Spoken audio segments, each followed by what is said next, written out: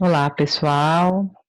Bom, hoje a gente vai falar um pouquinho sobre a prescrição de exercício, pela frequência cardíaca ou por variáveis, que integram o sistema cardiovascular e respiratório, tá? Na nossa próxima aula, depois que a gente falar um pouquinho da prescrição pelo teste, a gente vai falar sobre o sistema respiratório.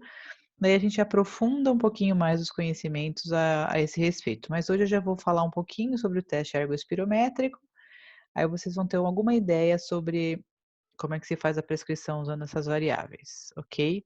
Bom, só para a gente revisar, o que que a gente já fez até agora, já viu até agora. Nós já vimos todo o sistema cardiovascular, então a gente fez uma introdução falando de anatomia, falando sobre como que o sistema cardiovascular funciona, então a integração do coração com os vasos sanguíneos, os tipos de vasos em que o fluxo de sangue caminha, a trajetória do fluxo de sangue, os conceitos de débito cardíaco, os conceitos de volume sistólico, como é que a frequência cardíaca é regulada, então isso tudo foi na introdução.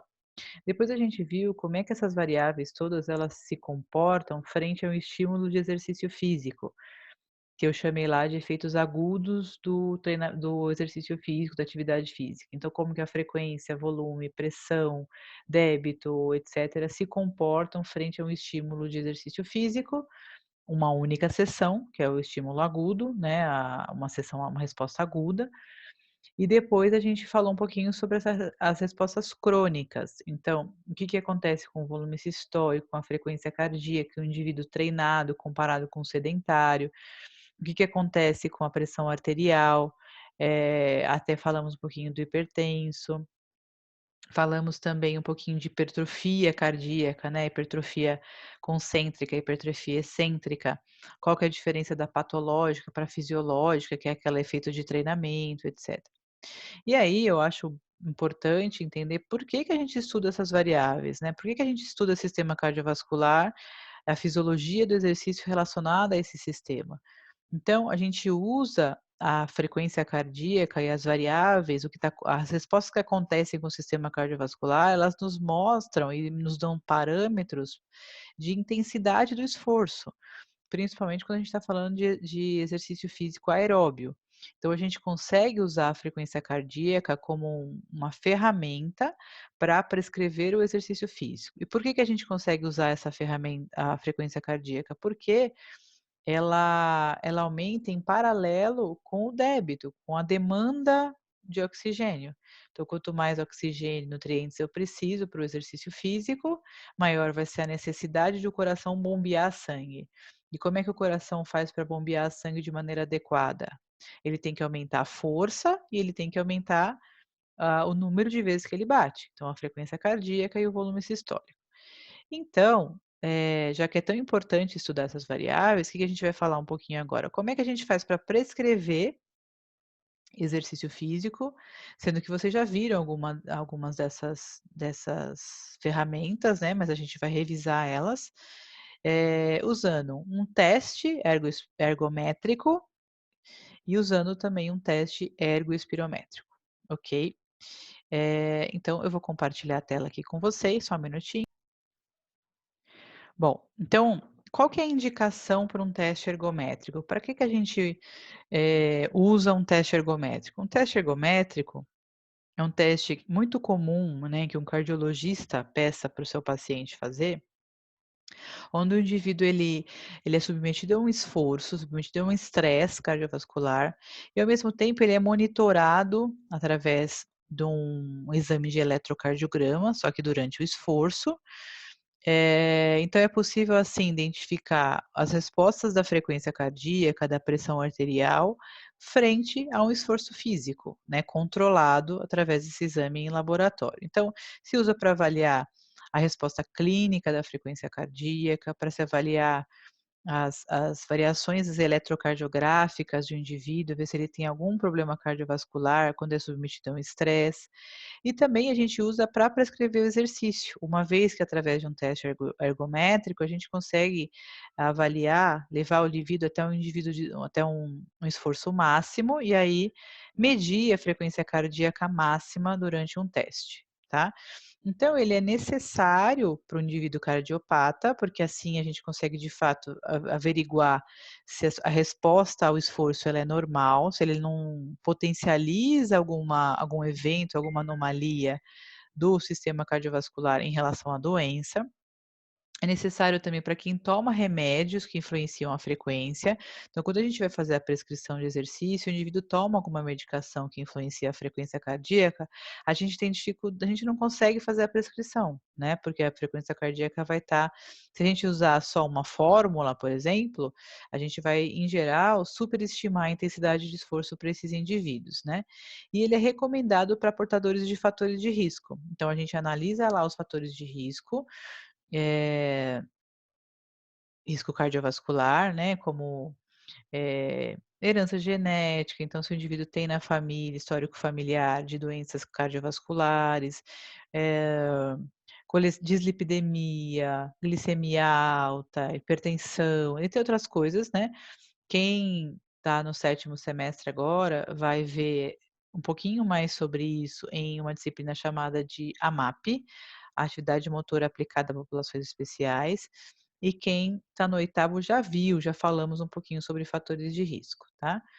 Então o objetivo do teste é avaliar a condição física, avaliar a condição de saúde e prescrever a atividade física adequadamente de maneira mais segura e precisa. Então, como é que é o teste? Ele pode ser feito em bicicleta ou em esteira, né? O indivíduo vai ser monitorado ali, tanto pressão quanto atividade eletrocardiográfica, né? E a gente tem alguns tipos de teste. Então, o teste ergométrico ele pode ser submáximo ou ele pode ser máximo. Quando ele é máximo, é aquele que o indivíduo ele se exercita com cargas progressivas, vai aumentando a carga cada vez mais até o seu limite máximo, tá. Ele interrompe o teste quando o indivíduo tem um cansaço físico intenso. Então, quando ele atingiu mais ou menos 95% da frequência prevista para a idade, geralmente o médico já para o teste, porque ele é máximo do ponto de vista clínico, né. Ou se ele tem algum problema de saúde que impeça a continuação do teste. Para nós, professores de educação física, o ideal é que ele não pare o teste, só porque ele atingiu a frequência, o 95% da frequência prevista, né. O ideal é que ele de fato vá até dizer: "Olha, não aguento mais, estou em fadiga", porque aí a gente consegue avaliar de fato a frequência cardíaca máxima, tá. Para esse teste é obrigatório que esteja presente um médico e que ele seja monitorado também fazendo lá o eletrocardiograma, tá. E ele é muito mais preciso, porque a gente consegue avaliar de fato o valor máximo da frequência cardíaca. O submáximo, geralmente ele coloca uma carga única ou ela progressiva, mas não até níveis máximos, só até níveis submáximos. Interrompem o teste quando o indivíduo atinge 85% da frequência prevista para a idade, tem um menor risco, por isso ele pode ser feito sem a presença de um médico, então o professor de educação física pode aplicar esse teste. Pode ser feito também sem a monitoração do eletrocardiograma e é menos preciso, né. Aqui a gente não consegue usar para prescrever o exercício, mas a gente consegue usar para saber se ele está respondendo adequadamente àquele esforço.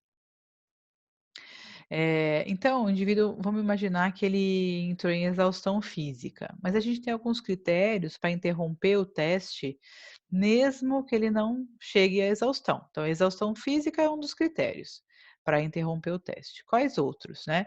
Elevação muito exagerada da pressão arterial diastólica, então ela subiu mais de 120 milímetros de mercúrio para normotensos, mais de 140 para hipertensos, né? Subiu a pressão sistólica acima de 260, ou a pressão sistólica caia, o que não é comum, que a gente não espera, já que o débito cardíaco está aumentando. Se ele sente angina associada a algum tipo de alteração isquêmica lá no eletrocardiograma, sente tontura, palidez, síncope, dispneia desproporcional ao esforço que ele está sendo submetido, claudicação, que é aquela dor intermitente em membros inferiores, né. Se ele apresenta também, infradesnivelamento do segmento ST lá no eletrocardiograma, maior ou igual do que 0,3 milivolts ou 3 milímetros no repouso, associado já com a doença arterial coronariana. Supradesnivelamento do ST maior que 0,2 milivolts ou 2 milímetros em região sem onda Q. Arritmia supraventricular, arritmia ventricular complexa, taquicardia atrial, fibrilação atrial, bloqueio atrial, eh bloqueio, né, de ramo, segundo e terceiro grau. Então, tem várias situações. Todas essas daqui para baixo são arritmias, são modificações no eletrocardiograma que sugerem algum tipo de risco aumentado, tá? Então, apresentou algum desses sintomas, o médico para. Por isso que é importante a presença do médico, né, porque o médico consegue avaliar na hora do teste esse tipo de acometimento e interrompe o teste, ok? Bom, uma vez sendo o teste, em mãos, né, e sabendo qual os valores de frequência cardíaca, a gente consegue fazer a prescrição usando várias possibilidades de fórmulas já utilizadas na literatura. A que a gente em geral mais utiliza é a de Carvone, onde a fórmula é a frequência cardíaca de treino é igual à frequência cardíaca máxima menos a de repouso, vezes a intensidade do esforço mais a frequência de repouso. Então, na frequência cardíaca máxima, o que a gente utiliza? A frequência cardíaca do teste ergométrico, se houver a necessidade, né, e a recomendação para que ele tenha o teste, que ele faça o teste, ou 220 menos a idade, se for um indivíduo sem fatores de risco, se for um indivíduo onde é possível utilizar a fórmula para prescrição. Ou também a frequência cardíaca que a gente chama de positivação, que quando a gente falou de populações especiais, ou quando a gente for falar de populações especiais, a gente pode usar também essa de positivação, que significa o momento onde o teste fica positivo, ou seja, a partir do momento onde o teste apresenta isquemia, sinais sugestivos de isquemia, tá? Então, esse aqui é quando a gente vai falando de indivíduo cardiopata. Frequência de repouso, todo mundo sabe o que é. Essa porcentagem, ela é utilizada o seguinte, de 50 a 70 para sedentários, obesos, hipertensos e cardiopatas, e 60 a 80 para indivíduos condicionados, tá? Então, o indivíduo nunca fez exercício, usa 50 a 70, mesmo ele não tendo doença nenhuma. E a frequência de repouso, a gente pede para ele ficar lá 5 minutinhos quietinho, em repouso, e substituir aqui e aqui, tá? Então, vou dar um exemplo aqui para vocês. Vamos imaginar, então, que eu tenho aqui um indivíduo sedentário, frequência de repouso 86, e realizou o teste de esforço máximo, atingindo frequência máxima de 187, tá? Qual deve ser a sua frequência inferior e superior para um treinamento aeróbio? Então, a gente vai lá e substitui, né? 187, que é a máxima, que foi a que ele atingiu no teste, menos 86, que é a de repouso, vezes 0,5, que é o 50%, mais 86, que de novo é de repouso. E aí chegou no 137. A mesma coisa a gente faz para o limite superior, chegou no 157, ok? Então ele vai treinar a frequência, a zona alvo de treinamento para esse indivíduo fica lá entre 137 e 157 batimentos por minuto, tá? Aqui é um outro exemplo de indivíduo condicionado, frequência cardíaca já mais baixa, né? Como a gente viu, a bradicardia é uma adaptação. Fez o teste máximo, 194. Então, a gente substitui lá 194 menos 62, que é o repouso. Agora, como ele é condicionado, a gente coloca 0,6 mais 62. 141, faz a mesma coisa com 80%, 168. Então, essa é a zona alvo de treinamento desse indivíduo, tá? Aqui a gente tem algumas faixas de frequência, então, um preventivo sedentário, um preventivo condicionado, que são os indivíduos que não têm nada, um cardiopata sedentário, um cardiopata condicionado, um indivíduo com teste positivo, né, que tem isquemia durante o teste, e aí todas as formulinhas, todas as faixas de treinamento e as maneiras como a gente substitui na fórmula, tá? Depois a gente pode tirar essas dúvidas na nossa webconferência, se a gente tiver dúvida. Aqui é um teste real, só para vocês verem como é que funciona. Então, 2 milhas por hora, 0% de inclinação. 3 milhas por hora, 0% de inclinação.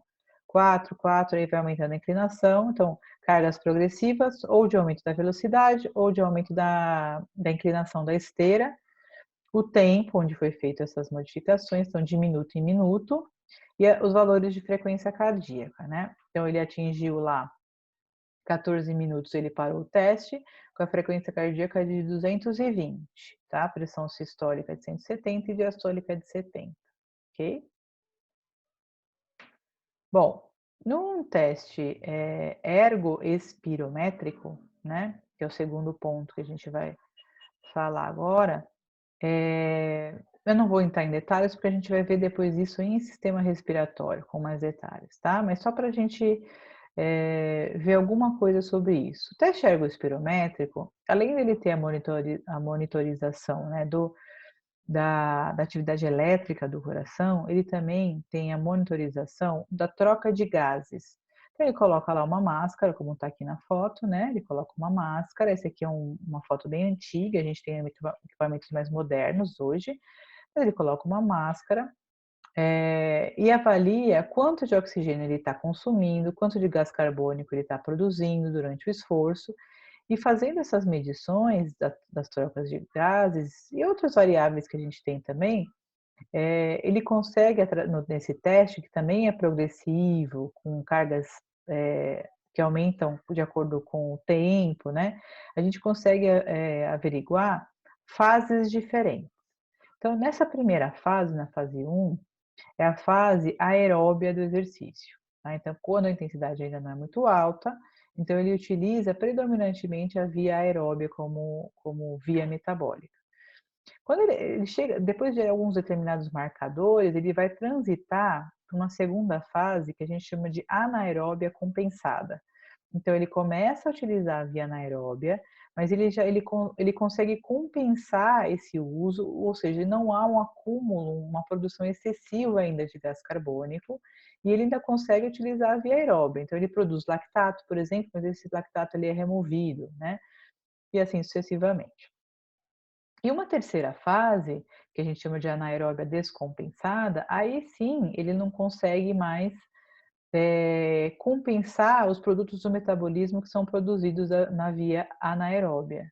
Então ele começa a acumular bastante lactato, ele começa a compensar com hiperventilação, a frequência respiratória aumenta bastante. Então tem algumas variáveis que a gente analisa.